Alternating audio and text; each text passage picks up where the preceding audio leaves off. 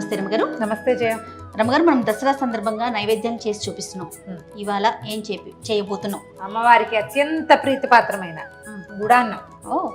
మామూలుగా లలితా శాస్త్రంలో వింటాం మనం, పాయసాన్న ప్రియ హరిద్రాన్న ఏకరచిక గుడాన్న ప్రీత మానస.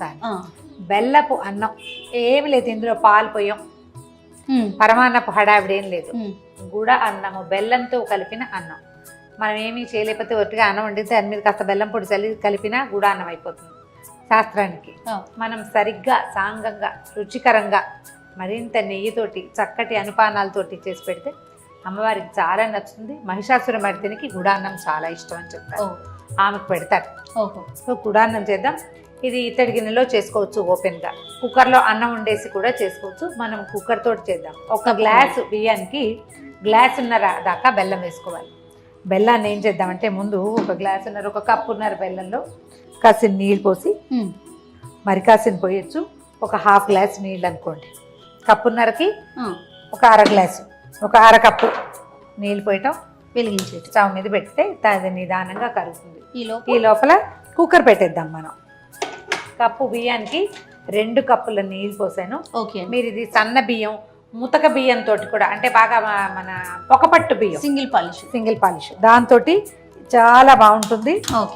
సన్న బియ్యంతో ఏమంటే నలిగిపోతుంది బియ్యం, కుమ్మేస్తాం బాగా. అంత నలిగిపోనివ్వకుండా కొంచెం పెద్ద మెతుకులు ఉండే దాంతో బాగుంటుంది.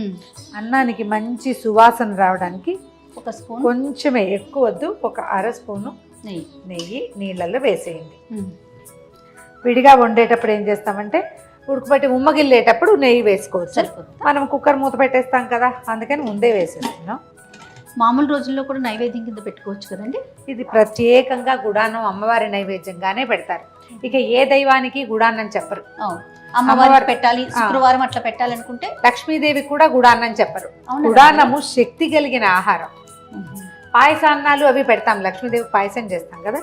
ఈవిడకి మాత్రం అమ్మవారికి ఇది ఏంటంటే శక్తి స్వరూపానికి శక్తినిచ్చే ఆహారం అని, ఇది ఏంటంటే ఆమెని శాంతింపజేస్తుందని, మాంసాన్నానికి సమానమైనదిగా చెప్తారు. అందుకని ఇది ఇట్లా పెడతారనమాట. ఓ విజిల్ కొంచెం స్టీమ్ వచ్చాక మూత పెడతాం. ఇది ఎలా అంటే పాకం జస్ట్ బెల్లం కరిగితే చాలా, కొంచెము అలా ఒక తీగ వస్తుండగా తీస్తే బాగా వస్తుంది.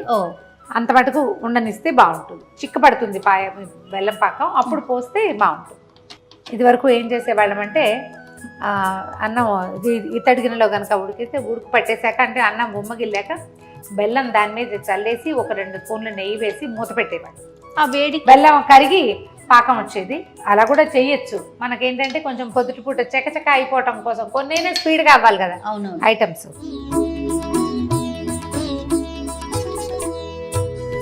కుక్కర్ 2 విజిల్స్ వచ్చింది, చల్లారిపోయింది కూడా. అవునండి. ఓకే, ఒకసారి అన్నాన్ని పైకి కిందకి కదిపి చూద్దాము.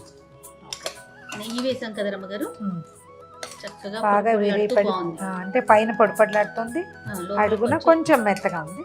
ఇప్పుడు ఏం చేద్దామంటే ఈ కరిగించి పెట్టుకున్నాం కదా, స్టవ్ మళ్ళీ వెలిగిస్తున్నాను. కరిగించి పెట్టుకున్న బెల్లాన్ని ఇందులో పోసేద్దాం. అడుగున మట్టి మసానా ఉండేందుకు అవకాశం ఉంది కాబట్టి ఈ కరుగుడు ప్రోగ్రాం పెట్టుకున్నాము. ఒకసారి మొత్తం పైకి కిందకి కదపండి. మనం బెల్లం కనుక వేస్తే ఇందులో ఇది ఇంత పలచ కావటానికి చాలా సమయం తీసుకుంటుంది. కరిగించి పోసుకుంటే ఏమవుతుందంటే బెల్లంలో ఉన్న మట్టి గిట్టి పడకుండా ఉంటాయి. తర్వాత ఏమో చాలా తొందరగా పక్వానికి వచ్చేస్తుంది అనమాట. బెల్లం పోయగానే మెతుకు చూడండి గట్టి పడిపోతుంది. బెల్లం తగిలేసరికి అలా అయిపోతుంది. ఇప్పుడు ఈ రెండింటిని హాయిగా ప్రశాంతంగా ఉడకనిద్దాం. యాజ్ యూజువల్ నెయ్యి దట్టంగా కాదు, వేస్తున్నాను అంతే. వేస్తున్నారా? పోయటం అయితే ఈ కప్పు పోసేయాలి లెక్క ప్రకారం, నేను పోయట్లేదు. సో ఈ నెయ్యి సెటిల్ అవుతుంది, దానంతటా అది వెళ్తుంది లోపలికి. నిదానంగా మగ్గనిద్దాం. ఈ లోపల మనం ఏం చేద్దామంటే కాసిన జీడిపప్పులు స్టవ్ మీద పెట్టిన స్టవ్ వెలిగించి పెట్టి కొద్దిగా పప్పులు వేయించుకుందాము. జీడిపప్పు, కిస్మిస్, తర్వాత ఏమో ఏమైనా బాదం పప్పులు అవి చారు పప్పులు వేయించి తలుచుకుంటే ఇష్టమే, ఏది కావాలంటే అది వేసుకోవచ్చు.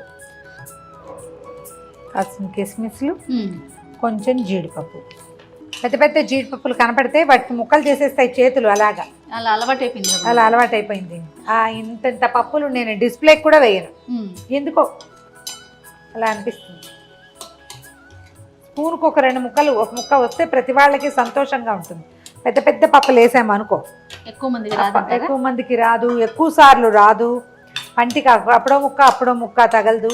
ఇవి తీసి పక్కన పెట్టేద్దాం. మళ్ళీ స్టవ్ ఇటు మార్చేసుకుందామా, ఎందుకంటే వీలుగా ఉంటుంది. ఓకే పెట్టి ఇది బెల్లంతో అన్నం ఉడికి ముద్ద అవుతుంది. ఆ ముద్ద బాగుంటుంది అన్నమాట. చక్కగా మంచి ఈవెన్ రంగు వస్తుంది. అంటే చక్కెర పొంగల్కేమో మనం పెసరపప్పు వేస్తాం, పాయసానికేమో అదే పరమాన్నానికేమో పాలు పోస్తాం. ఇందులో మనం అదేది వేయటం లేదు. ఇది కేవలం బెల్లమే. అమ్మవారి నివేదనకి చాలా శక్తి నివేదనకి మంచిదన్నమాట. లక్ష్మీదేవికి ఏమో కొంచెం పాలు, పెసరపప్పు, అదే శనగపప్పు అలాంటివి ఇష్టం. అందుకని ఆమెకు అది చేస్తాం. దగ్గర పడింది చూడు ఇందాకటి కంటే. ఇందాకొన్నంత పలచగా లేదు, మెతుకు ఇందాకటంత కరుగ్గా లేదు.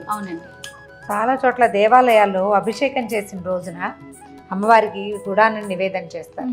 స్నానం చేసి అలసి ఉంటుంది అని చెప్పేసి ఆవిడకి శక్తి కోసం అని పెడతారట. అంత బలమైన ఆహారం. ఈ కూత ఆగిపోవాలి జయ, అప్పుడు ఉడికిపోయినట్టు, అప్పుడు ఉడికినట్టు. అంటే అది ఇంకా తడి లేకుండా అయినట్టు అన్నమాట. ఈ కాస్త నెయ్యి వేసేద్దాము.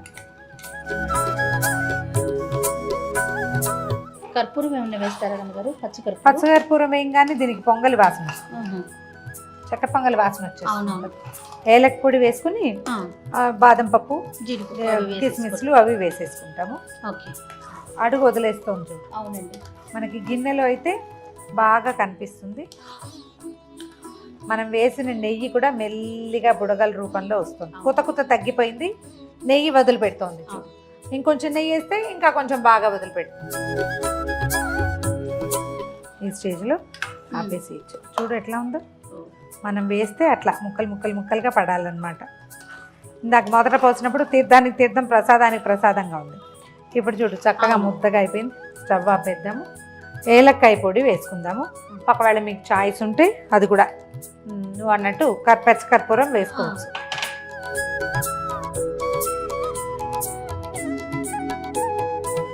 ఇవి వేయించి అట్టు పెట్టుకున్న కిస్మిస్లు, జీడిపప్పు వేసేద్దాం.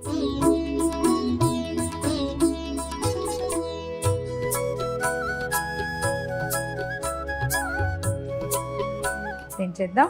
దీన్ని చక్కగా ఒక పళ్ళెంలో పెట్టుకుని ఒక అరిటాకులో కానీ విస్తరిలో కానీ, ఆ వేడి విస్తరిలో కానీ అరిటాకు మీద కానీ వేయంగానే దీని గుమగుమ ఇంకో రకంగా మారుతుంది. ఈ పండగ రోజుల్లో అయినా కనీసం అట్లా విస్తరాకులు కానీ లేదా అరిటాకులో కానీ నైవేద్యం పెట్టుకుంటే చాలా బాగుంటుంది.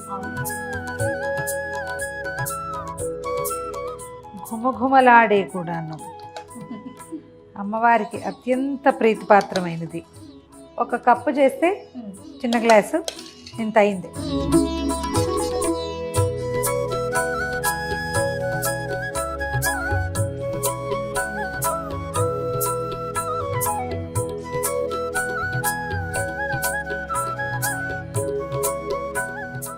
మన గుడాన్నం సిద్ధంగా ఉంది. చక్కగా దీని మీద నెయ్యి వేసి అమ్మవారికి నివేదన చేసేయటమే. తప్పకుండా రమ్మగారు, చాలా సింపుల్గా కూడా అనిపిస్తుంది చేసుకోవటానికి కూడా. మీరు అన్నట్లుగా అమ్మవారికి ప్రత్యేకంగా చేస్తారు, అంతేనండి? రైట్. నమస్తే రమ్మగారు. నమస్తే జయ.